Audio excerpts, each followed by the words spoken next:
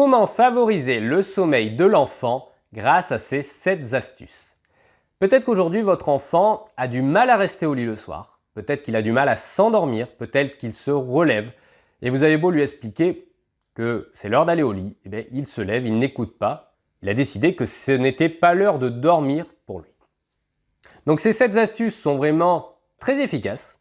Elles peuvent être combinées entre elles, vous pouvez toutes les utiliser, mais si vraiment vous n'en utilisez qu'une seule, eh bien à ce moment-là, je vous recommande d'utiliser la dernière car c'est celle qui est peut-être la plus compliquée à mettre en place, la moins facile, mais qui va vous apporter les résultats les plus pérennes et les plus efficaces sur le long terme.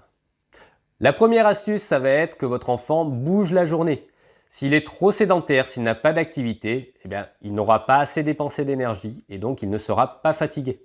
Donc en fonction de l'âge de votre enfant, vous adaptez le temps de jeu, mais toujours est-il que voilà, c'est bien qu'il y ait une activité, tant que faire se peut, qu'il aille dehors, ou il joue à l'intérieur si ce n'est pas possible d'aller dehors, mais qu'il y ait une activité, qu'il se dépense, qu'il fasse une activité physique, c'est-à-dire que ce n'est pas juste faire de la peinture, faire des choses comme ça, mais c'est vraiment avoir une activité physique, courir, sauter, vraiment, qu'il se dépense, qu'il fasse des jeux d'enfants, et ça peut être l'amener au parc, vous pouvez l'amener faire de la draisienne, du vélo, aller jouer au ballon dans l'herbe. Voilà, il y a plein d'activités à faire, peu importe l'âge de votre enfant, mais ça va être vraiment faire une activité. Et si vraiment il est tout petit, vous pouvez faire des activités à 4 pattes, le faire bouger à l'intérieur pour que vraiment il se dépense. L'idée, c'est vraiment qu'il se dépense, qu'il bouge, qu'il dépense son énergie. Plus il dépense, plus il va être fatigué le soir. La deuxième chose à faire, ça va être de passer du temps avec votre enfant durant la journée. Votre enfant vous aime d'un amour inestimable. Vous êtes tout pour lui. Et s'il ne vous voit pas assez dans la journée, il peut avoir besoin de passer du temps avec vous le soir, au moment d'aller au lit. Parce que il va être avec vous tout simplement. Donc si le temps il n'a pas pu le prendre la journée, il va le rattraper au moment du soir. Donc veillez à avoir passé suffisamment de temps avec lui la journée. Veillez à avoir passé suffisamment de moments. Alors passer du temps, ça ne veut pas juste dire être dans la même pièce et être sur le téléphone ou faire autre chose. Ça veut dire réellement passer du temps de qualité avec lui, ça veut dire jouer avec lui, avoir une relation vraiment dédiée où vous avez une interaction, vous partagez un moment et vraiment il voit que vous êtes à 100% avec lui. Si vous êtes sur votre téléphone, parce que c'est ce qui revient le plus souvent, si vous êtes sur votre téléphone et que vous lui parlez mais que vous regardez sur le côté comme là, concrètement, il n'y a rien qui se passe. Donc, ce n'est pas vraiment du temps pour lui. Donc vraiment passer du temps, ça va être avec lui, jouer avec lui, discuter avec lui. Vraiment, c'est une relation, vous êtes 100% avec lui. La troisième astuce, ça va être de limiter le temps d'écran. Les écrans vont avoir tendance à exciter l'enfant. Ça va avoir tendance, un petit peu comme les téléphones portables, au niveau des lumières, ça va avoir tendance à éveiller l'enfant, à tenir éveillé l'enfant, tout simplement parce qu'une source lumineuse, de manière logique, quand vous dormez la nuit, il fait noir. Si vous mettez une lumière, ça va vous tenir éveillé. Donc les écrans vont avoir tendance à tenir éveillé l'enfant, à diminuer l'endormissement naturel, puisque si vous mettez un écran avant d'aller au lit, même au lit, votre enfant va regarder l'écran. Et donc, il va retarder le moment où il sent l'endormissement venir. Donc vraiment, limiter les écrans à une certaine heure avant d'aller au lit, pour que justement, l'endormissement puisse se faire normalement. C'est sûr que les écrans sont à limiter tout au long de la journée, mais plus particulièrement le soir, puisqu'ils sont générateurs d'éveil et de garder les sens en éveil au niveau de l'enfant. Et c'est ce qui va faire que l'enfant peut ne pas être fatigué, puisqu'il a été maintenu en éveil. Évitez également tout ce qui est excitant autre que les écrans.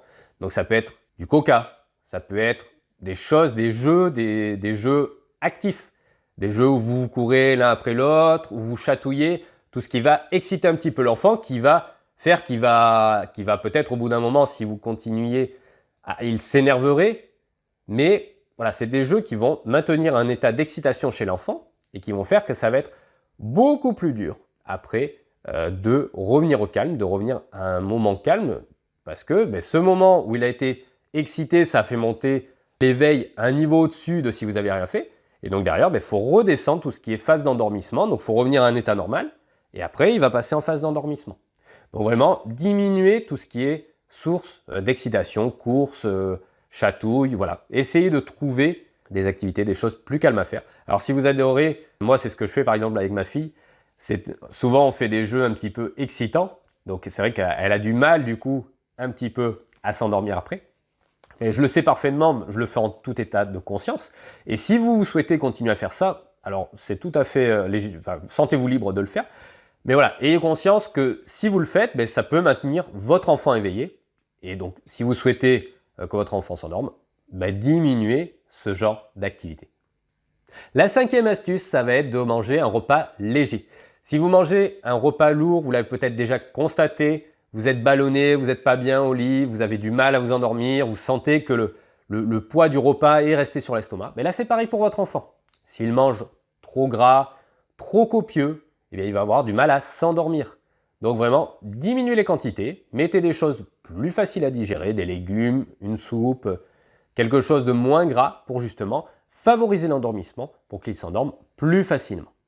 Le sixième conseil que je vous donne pour favoriser le sommeil de votre enfant, c'est de lui demander quelle activité il aime faire le soir. Est-ce qu'il aime lire une histoire avec vous? Est-ce qu'il aime faire du dessin? Est-ce qu'il aime jouer calmement à un certain jeu? Il peut jouer dans le lit, hein, c'est pas le problème. Il a tout à fait le droit de jouer dans le lit et il peut jouer, s'amuser avec ses peluches. Mais il faut que ça soit un temps calme, ça soit un temps plus calme que c'est pas le même jeu que ce qu'il fait dans le salon avec les peluches. S'il joue à la bataille ou s'il fait des jeux de rôle où ça crée une source d'excitation chez lui, diminuez ce type d'activité et privilégiez d'autres activités. Demandez-lui ce qu'il aime faire comme activité le soir, qu'il choisisse une activité même. Qu'est-ce que tu aimerais faire le soir au moment d'aller au lit?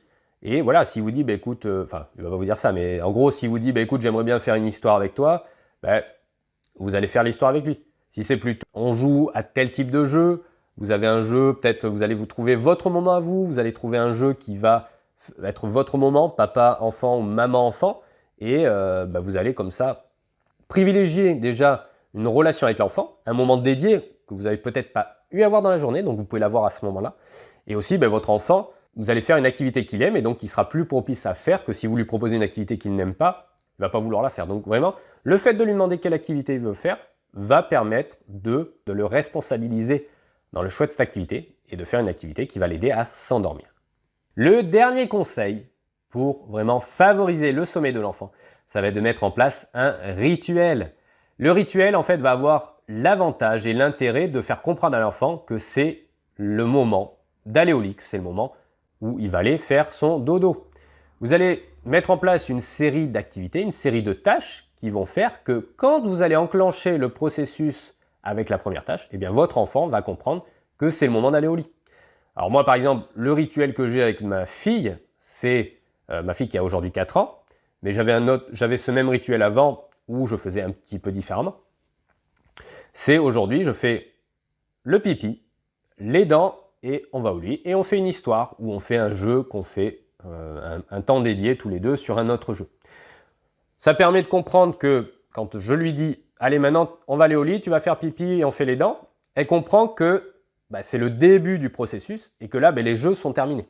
Alors ça n'empêche pas qu'elle veuille continuer à jouer, mais en tout cas, à ce moment-là je lui rappelle « Écoute, quand on fait pipi les dents au lit, c'est l'heure d'aller au lit, donc après on ne se lève plus ». Et c'est un petit peu pas facile à mettre en place parce que ça demande quand même l'enfant qui comprenne le processus, ça demande qu'il respecte le processus, mais une fois que l'enfant a compris que les tâches s'organisent comme ça peut être au bout de quelques jours, hein, c'est pas très compliqué, et bien après ça va se faire tout seul et quand vous lui dites « allez on va faire le pipi », après elle va tout de suite, ma fille par exemple, elle va tout de suite à la salle de bain parce qu'elle sait que c'est les dents et après elle va dans la chambre. Et après on se met au lit, on fait une histoire ou on fait au jeu des animaux, voilà. Il y a comme ça, vous mettez en place votre rituel, hein. Faites pas forcément ce que je fais. Si vous, c'est d'abord les dents, le pipi.